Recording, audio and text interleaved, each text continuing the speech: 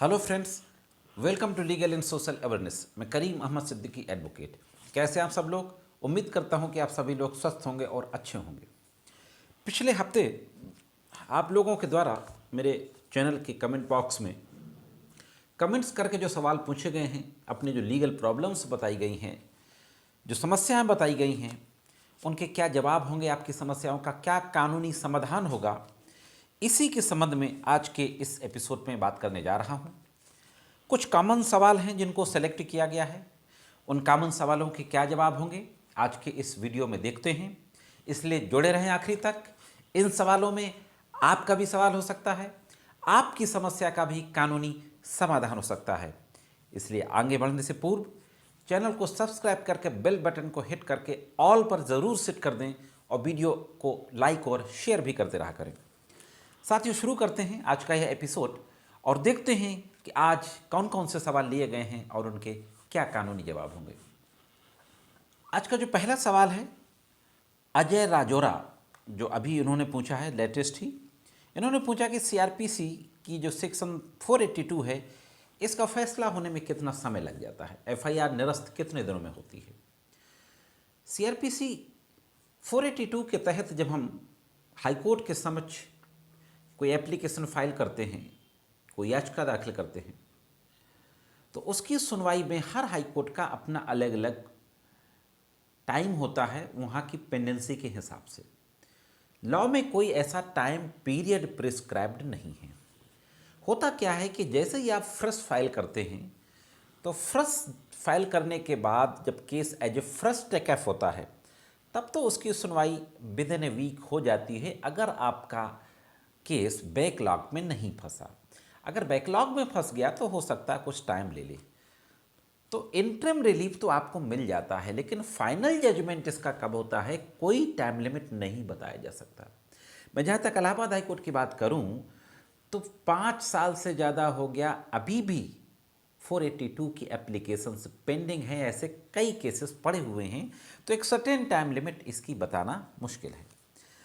दूसरा जो आज का सवाल है केशव कलिता की आपकी आईडी से पूछा गया है। इन्होंने पूछा 451 सीआरपीसी में क्या है।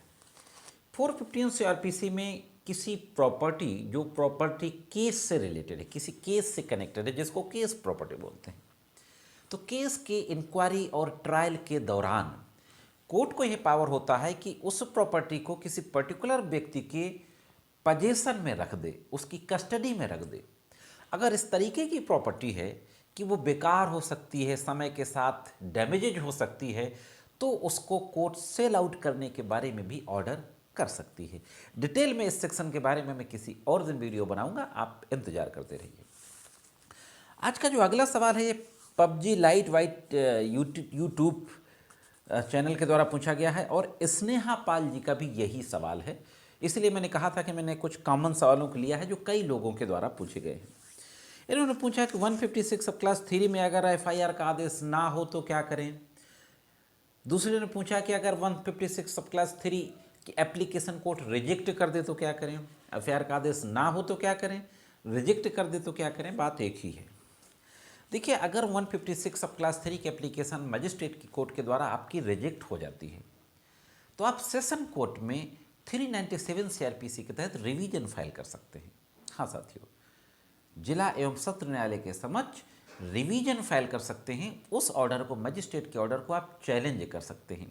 अगर सेशन कोर्ट को लगेगा कि मजिस्ट्रेट ने ऑर्डर पास करते समय कोई इलीगैलिटी कमिट की है, प्रमा facie cognizable offence made out हो रहा था, इस फैक्ट के बावजूद भी मजिस्ट्रेट ने इन्वेस्टिगेशन का ऑर्डर नहीं किया, तो रिविजनल कोर्ट मजिस्ट्रेट के ऑर्डर को सेट असाइड कर सकती है।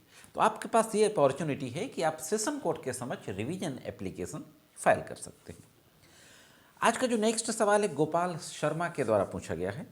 इन्होंने कहा है कि गुजारा भत्ता यानी मेंटेनेंस बंध जाता है, लेकिन लड़का मेंटेनेंस देने में पूरी तरह से असमर्थ है, नहीं देता मेंटेनेंस, तो मैक्सिमम कितनी सज़ा हो सकती है। और भी कई लोगों ने इस सवाल को पूछा है। मैं ब्रीफ में आपको बता दूं कि अगर कोर्ट ने ऑर्डर कर दिया है मेंटेनेंस देने का, तो आपको कंप्लायंस तो करनी पड़ेगी। अगर आप कोर्ट के ऑर्डर की कंप्लायंस नहीं करते तो कोर्ट आपके खिलाफ वसूली वारंट जारी करती है। आपकी अरेस्टिंग भी हो सकती है, आपकी एक प्रॉपर्टी से एक तो वसूली हो जाएगी।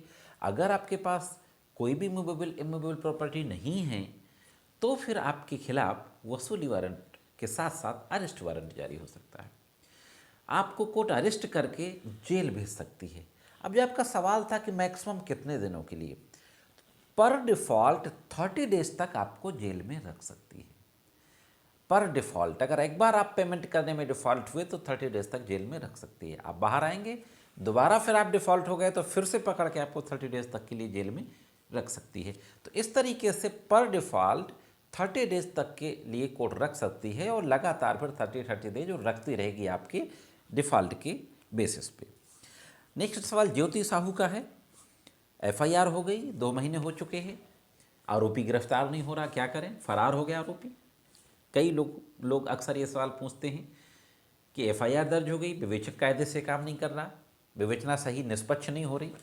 इन सभी लोगों को मैं बताना चाहता हूँ कि एफआईआर होने के बाद अगर इन्वेस्टिगेटिंग ऑफिसर सही ढंग से इन्वेस्टिगेट ना करे तो पहले तो आप कोर्ट में मॉनिटरिंग की एप्लीकेशन दें।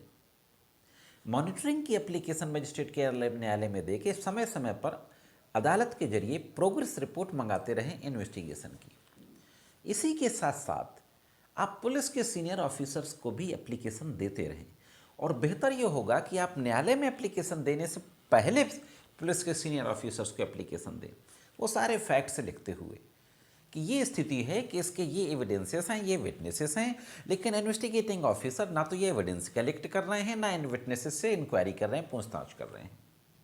तो ये आप कर सकते हैं। इसके बाद भी अगर आईओ गिरफ्तार नहीं कर रहा है तो आप फिर आईओ बदलने की दरखास्त दे सकते हैं। और एक्यूज्ड अगर फरार हो गया है ड्यूरिंग द इन्वेस्टिगेशन और गिरफ्तार नहीं हो रहा, पुलिस की पकड़ में नहीं आ रहा, तो आप आईओ से कह सकते हैं कि वो कोर्ट में दरखास्त देके उस अभियुक्त के खिलाफ जो कि एब्सकॉन्ड कर रहा है, कुर्की की नोटिस का ऑर्डर कराए।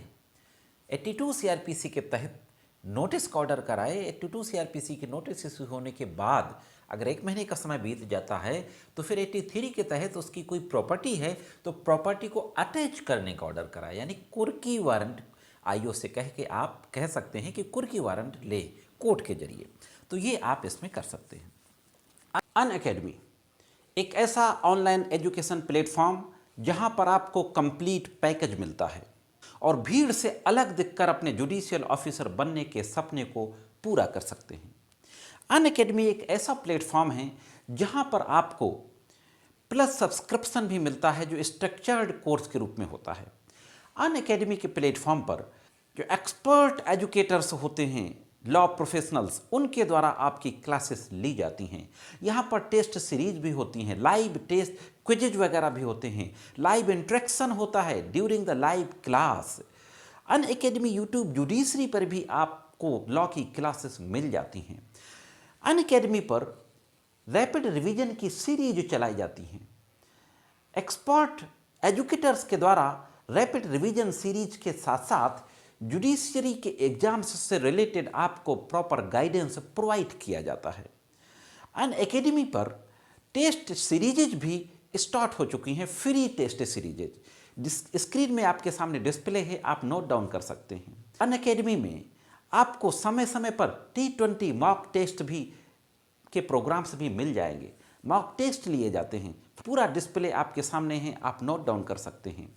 यहाँ पर जो लॉ के कोर सब्जेक्ट्स हैं उन सब की क्लासेस ली जाती हैं, जिसमें constitution of India, Indian penal code, Indian criminal procedure code, contract act, Indian evidence act, Hindu law, Muslim law, jurisprudence और लोकल लॉज, इन सारे लॉज की क्लासेस को यहाँ पर लिया जाता है।